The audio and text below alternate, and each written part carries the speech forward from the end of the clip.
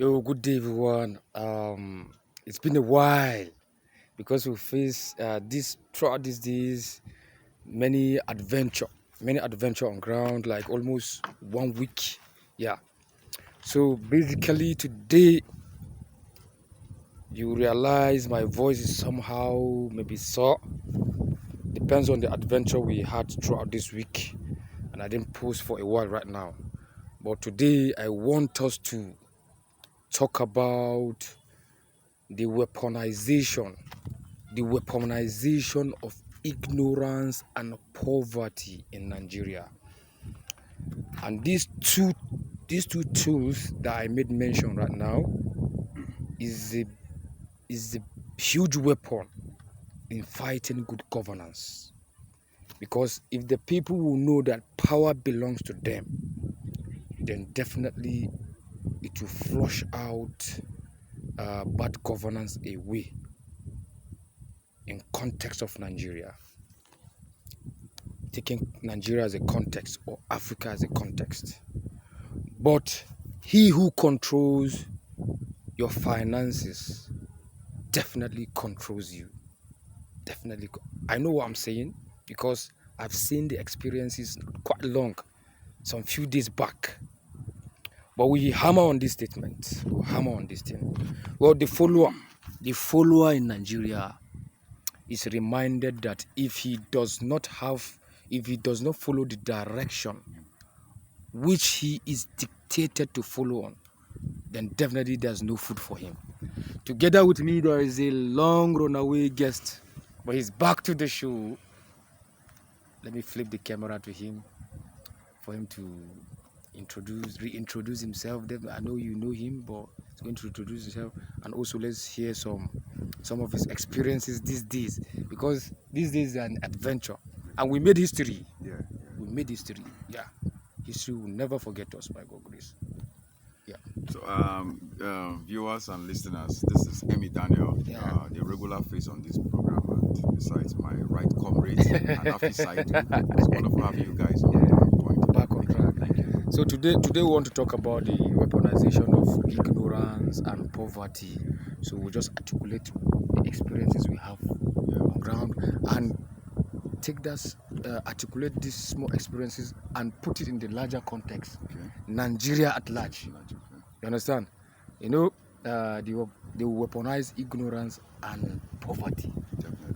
which they will use it to their own advantage. Against less privileged ones. So, just okay. Really, this concept of people always having this means by which they can suppress other people or make other people less important or less privileged. I think such acts should be discouraged in the society, and especially even in the community you're coming from. It is very unfortunate that the rate at which things are being done, it is not proper, it's not right. And when you look at these things from a broader perspective, look at it from a broader perspective in terms of looking at the whole Nigeria as a part, you find people who have been appointed into political office. At the end of the day, these same people that appoint them into political office, they turn back at them. Why? Because by exercising the powers that they are being given by the votes of these people. That's true. And this thing is not something that we should be, we should be laughing about. It's not a funny matter, because at a certain point in time in life, you find yourself in such positions. And how do you address situations as such? Look at the protests that happened some days ago. We are bona fide members of CMC staffs, CMC workers. At the end of the day, foreigners running a company that we are being employed, and even the indigenous community, the people who live in that community, they have faced a whole lot of things. And we decided that this thing must stop. The best way we can exercise our rights, we understand these things under law. Peaceful demonstration we did. By the end of the day, they are people that we understand their nature and how their psychology works. You understand? These people are capitalists. And at the end of the day, we know we are still trying to see how we can negotiate on a common table. They are not willing to negotiate. What does that tell you? It tells you that these people are ready to exploit. They want to exploit. They enjoy exploiting people and making profit. You know that the people are weak also. Yes, the people are weak because most of the people, it's not as if these people they are ignorant. They are ignorant. They are not aware of their rights. They need to be enlightened. That's why we are there. And regarding bad governance and poverty and so on, these are issues that is actually sinking this nation, the ground level. And we, as the youth, contributing our quota to national development, how do you do that? If you are enlightened, That's true. if you know you're right, the fellow man that is close to you that is ignorant, enlighten that person. That's just it. Because you will not always be there as a messiah to save him. He needs to understand right is a personal thing. That's true. It's something you fight for. It's not a collective thing. If people are not there to always educate you, there are means, there are people around who can actually agitate these things to a level whereby you become self-aware. And these things are your right, but these people, they understand these things. That's why they see it as, okay, these people don't understand, they don't know. They take advantage, they capitalize. Because they are capitalists by nature. So honestly, the concept of being ignorant about your right, ignorant citizen, honestly, is a big mess. Because people are there, out there, let's say the wolves are there to take advantage of your ignorance. You understand? Well, for those who speak like us right now, for those who speak or fight against injustice without fear, have been rendered enemies to the society. And they even label you. You understand? They have the power to label those who are calling for justice as enemy, and the people will start hating you, not knowing you are their savior. It's a mind game. It's a mind game.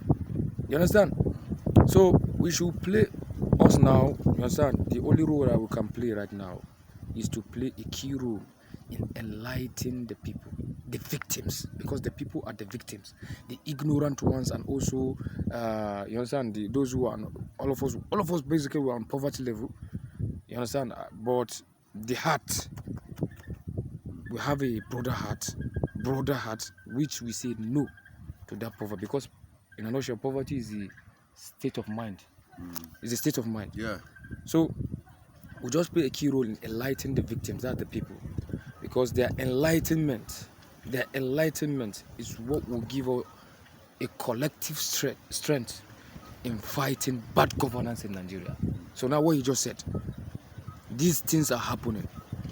Where are the human rights? Where is the government?